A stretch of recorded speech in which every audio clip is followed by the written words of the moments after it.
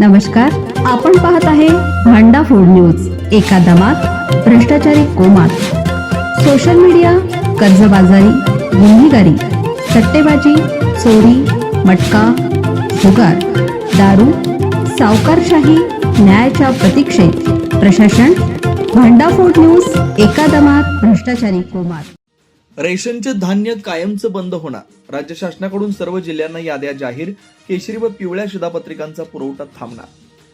कोल्हापूर जिल्ह्यातील 20,310 ग्राहकांना रेशनचे धान्य आता कधीच मिळणार नाही. कारण यामध्ये काही शासकीय नोकर ज्यांनी गेल्या 6 महिन्यात धान्य घेतलेलं नाही, तसेच मृत व्यक्तींचाही समावेश आहे. यांच्यापैकी कोणी पुन्हा धान्य सुरू करण्याची मागणी केली तर ते निकषात बसतात का हे पाहून पुन्हा त्यांना धान्य सुरू करण्यात येईल. सार्वजनिक वितरण व्यवस्थेतून जिल्ह्यातील खूप मोठा वर्ग धान्य घेतो.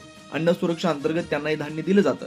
यामध्ये केशरी, पिवळी आणि पांढरा अशा 3 रंगाच्या शिधापत्रिका आहेत. यातील केशरी आणि पिवळ्या शिधापत्रिकांना रास्तभाव दुकानातून धान्य वितरित केलं जातं. मात्र यातील काही शिधापत्रधारक हे शासकीय कर्मचारी आहेत. तसेच काही शिधापत्रकाधारकांची आर्थिक स्थिती चांगली आहे, त्यामुळं त्यांनी 6 महिन्यांपेक्षा जास्त कालावधीत रास्तभाव दुकानातील धान्य घेतलेलं नाही.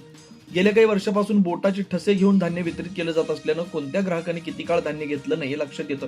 तसेच ग्राहकांचे आधार कार्ड जोडल्यानं त्यांची सर्व माहिती शासनाकडे उपलब्ध झाली.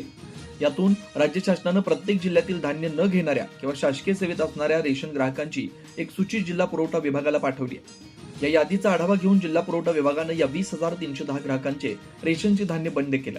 त्यातील काही जणांनी जर पुरवठा विभागाशी संपर्क केला तर निकष पाहून त्यांचं धान्य सुरू केलं जाईल.